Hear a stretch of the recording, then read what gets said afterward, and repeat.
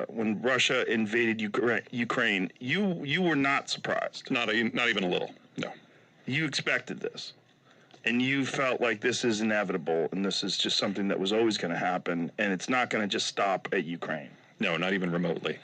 The Russian space is among the worst farmland in the world, and so they've never been able to generate enough income to have a road network. Everything has to be moved by rail. And their frontiers are just huge and they're open. And if you've got a force that can't maneuver itself, your only reasonable defense strategy is to be forward positioned and use geography to help you out. So you expand until you reach mountains or oceans or deserts, and then you anchor on either side of those and plug the access points. Unfortunately for Ukraine, there are two of those access points on the other side of Ukraine. So the Russians were always going to try to push through and retake that territory that they had controlled for most of the last 350 years. Unfortunately for them, in the 35 years since the Soviet system collapsed, the Ukrainians have developed an identity. And now they would like to be something other than a road bump. So one of the narratives that was going around was that the reason why Russia was pushing into Ukraine is because NATO was moving their arms closer to the border of Russia. There is something to be said for that. You just have to put it into context to really understand it. So the Russian point of view is, for us to be secure, we need to expand until we reach a point where invaders cannot overwhelm us. We have to be able to plug those access points.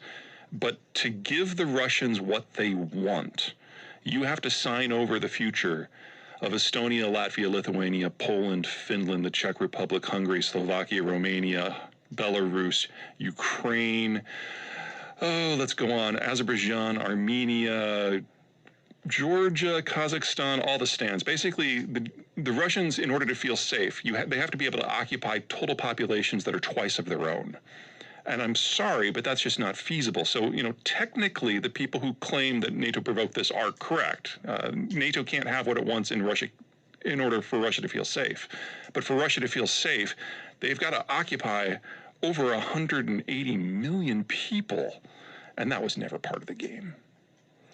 So what do you think they anticipated was going to happen when they started the war? Well, I don't think it was just the Russians who anticipated it. Ukraine, the last war in 2014, basically rolled over. They proved to be militarily incompetent, they were corrupt, and they couldn't put up any sort of resistance. Crimea fell in just a matter of a couple of days.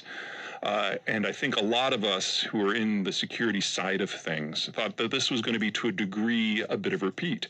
Now, excuse me, I was probably one of the more optimistic people for Ukraine because I had seen them develop a culture and seen them arm and train and had seen it be meaningful.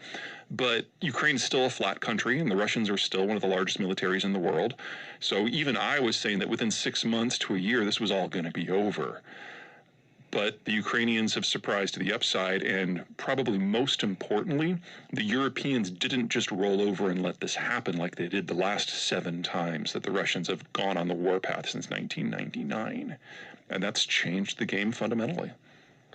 And when you look at it going forward, if people didn't anticipate that the Ukrainians were going to be able to fight back as well as they have, and then you look at it going forward, like, where does this go? Well, there's 2 paths here, and the problem is we haven't seen either side fight in their full glory yet, and until we have that fight, we really can't judge. In their full glory, like, meaning? Well, the Ukrainians are the underdog, but they're in the process of rapidly arming with more and more sophisticated equipment. And by the time we get to May, they will have been able to do a lot of deferred maintenance on the equipment they captured from the Russians, which was more equipment than they started the war with. And there will be 60,000 Ukrainian troops that have trained in NATO countries with more advanced equipment back in the field. So, we get our Athens, if you will. On the other side, the Russians will have finished their second mobilization, and they will have at least another 500,000 men in the field. Now, they will be badly trained and badly equipped and badly led with low morale. But troops like that have a technical term attached to them: Russian. There's nothing about this war that is unique in Russian history. The first year is always an absolute shit show. And then the Russians throw bodies at the problem until it goes away. And in half of those wars, the Russians ultimately win. So by the time we get to May and the mud season is over, we'll have a more advanced Ukrainian force fighting a much larger Russian force, and we will get our first real glimpse at how this is going to go, and we should know which way it's going to break. Now, it'll still take time, because if the Russians are going to win, it's going to take them a year to overwhelm Ukrainian defenses, and then they have to occupy the country, and that's going to kill a couple million people. Or the Russians are going to be able to completely break the logistical supply chains that allow the Russian troops to even exist, and we'll have 500,000 dead Russians, and the Ukrainians will be able to push the Russians out of Crimea in the east. And then we get to talk about the next stage, because this is just the opening phase of what is going to be a multi-year and perhaps even multi-decade conflict. Jesus. Yeah. Welcome to Russia. So, how do you think it goes? Like when May rolls around. Yeah, ask me again in May. Right now, the balance of forces clearly are edging more and more towards the Ukrainians. They've proven to be more adaptable. When the Russians made it clear that they were going to do a second mobilization, that seemed to have broken the logjam in a lot of countries, most notably Germany.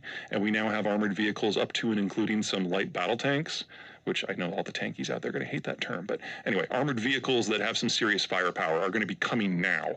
The Bradleys from the United States specifically. And that is it's a tool that the Ukrainians have not had.